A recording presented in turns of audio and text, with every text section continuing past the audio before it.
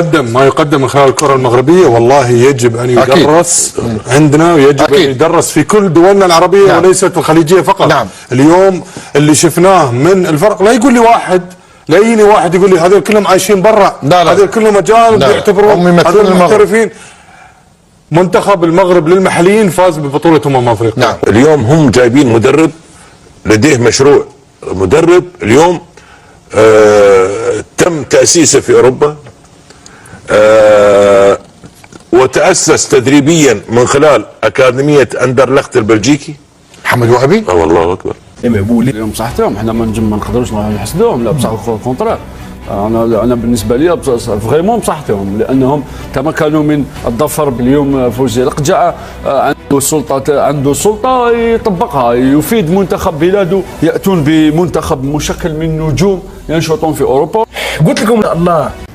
ببارك لحضرتك طبعا، في الاول ببارك لكل العرب، وببارك طبعا لصديقي من المغربي. لما تيجي تشوفوا منتخب المغرب لقى دعم كبير جدا من فوز الاقجع ومن كل القائمين على الكره المغربيه، ويحسب لهم ذلك. على العكس تماما هنا في مصر، يعني لك ان تتخيل ان 6 معسكرات عملهم المنتخب الاولمبي لم يلعب اي مباراه وديه، لان اتحاد الكره لم يوفر لهم اي مباريات وديه. تفرجوا المنتخب المغربي منتخب بصراحه للامانه قوي. اكتشفت منتخب جيد ممتاز برشا على المستوى الفردي، على المستوى الجماعي. ملاعبيه تلعب على مستوى عالي في ستراسبورغ، في اندرلخت، في موناكو. ملاعبيه ممتازين، محترفين في 90% لهم بنسبه كبيره محترفين، واكثر من المحترفين حتى الملاعبيه اللي ينشطوا في البطوله المغربيه، يعني لاعبين على مستوى عالي. القيمه الفنيه نتاع وسط ميدان المنتخب المغربي تفوق في اشواط خاصه على مستوى المنتخب المغربي. المغرب فريق عظيم، وابناء المغرب سطروا الانجازات الكبيره، وانا اقول لك اياها دائما. المغرب يردون في الملعب، الرد في الملعب وبابنائه وبسواعد ابنائه. اليوم شوف المغرب تتصدر المشهد الكروي، ابناء المغرب يتصدرون المشهد العالمي.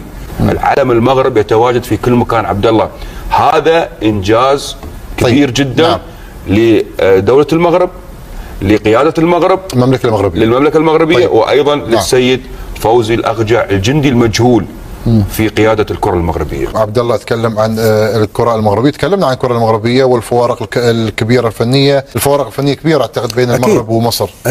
اكيد بين المغرب حتى على مستوى إدارة الدوري عندنا تفرق. يعني الدوري المصري عندك انتهى الدوريات كلها، والدوري المصري بعد لشهر مايو او يونيو شغال يعني، ويبتدي الدور الثاني، الدور الجديد يعني، او الدور الجديد بعد المباراة يعني كلها اسبوع. فبالتالي هذه راح يكون يعني ضغط كبير على لعيبه كره القدم، وجهاد كبير على لعيبه كره القدم. ما ادري الموجودين في الاتحاد هم هل مارسوا الرياضه او مارسوا كره القدم على اساس انه موضوع جدول المباريات ما يخدم المنتخب المصري ولا يخدم اللاعب المصري. اما في الدوري المغربي يفرق، يعني يفرق كثير. يعني عندك الرزنامه موجوده، عندك المشاركات الخارجيه، البنيه التحتيه قويه، كل الامور هذه تساعد المنتخب المغربي. اما المنتخب السؤال علاش المغرب القيمه التسويقيه ولات قيمه عالميه؟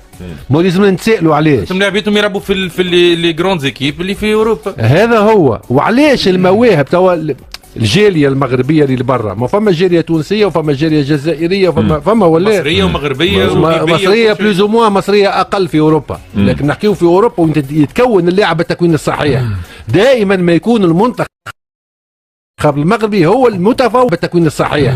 دائما ما يكون المنتخب المغربي هو المتفوق. دونك كل اللي مولودين غاديكا، دونك هنا اللي مولودين غاديكا يخرجوا من بطبيعه الحال. حتى هذه كجزء اول، حتى اللي متكونين في المغرب. والمغرب خلال 10-12 سنه الاخيره، انا كانت عندي زيارات للمغرب الى معناها تاريخ جديد. يعني تتغير المغرب، قاعده تتغير، قاعده كي تغيب عليها شهرين 3 عامين تلقاها بلاد اخرى تغيرت، فما حاجه جديده تبدلت. المغرب قاعده تتبدل. حاجه اخرى سمير، هذوما اللي تولدوا غاديكا ويكونوا ديستار كيما ابراهيم دياز ولا غيره، كان نجم يلعب في اسبانيا فاسيلمون. بيان سور، حكيمي عيال اتحاد اسبانيا كره قدم يجري وراه. دونك يختاروا بلادهم كمان. اولا ساعه ارتباطهم ببلادهم، وثانيا التواصل معاهم. واحنا حكينا على ربما السياسه التسويقيه الرياضيه، دبلوماسيه الرياضيه. باش نختم في كلمه خاطر المجال ما يتسعش الوقت نتاعنا. القيمه التسويقيه للاعبين اللي اقل من 24 سنه للاعبين المغاربه.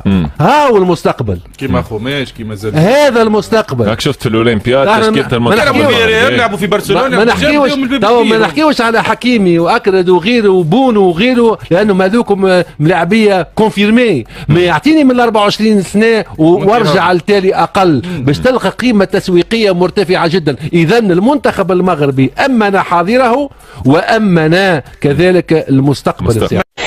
الفارق الحقيقي بين المغرب وبين مصر، هل في فوارق ضخمه بما انه في لعيبه بتتكون بره كتير على مستوى كل القواعد الناشئين ووصلوا للجيل الثالث دلوقتي، ولا لما بيحصل الصدام ما بين الاثنين في مناسبات مختلفه انت بتحس ان الفرق مش كبير قوي وتقدر تتغلب عليه لو عندك جوده في الكوتشنج تقدر تعوض؟ وهنا بتكلم على كيروش لما كان موجود وعلى ميكالي دلوقتي. ميكالي لا انا ما اروحش لفكره جوده الكوتش، ماشي. انا اروح لفكره ان المغرب شغاله صح بقالها عدد من السنوات الكتير. حلو. واحنا شغالين بنسبه كبيره غلط فيما يخص كمان القاعده. هنا الجاب بيوسع عمال يوسع. لما بتروح للدرجه الاولى انت في الاخر جايب محمد صلاح من ليفربول، جايب مرموش، فرق ما بتبقاش الفروق واضحه. مش منتخب المغرب الكبير هيدينا 5 أو 6. كل حاجه في كره وارده، لكن انا بقول لو لعبنا 5 6 مباريات مش هنخسر كده. لكن على المستوى الصغير لا احنا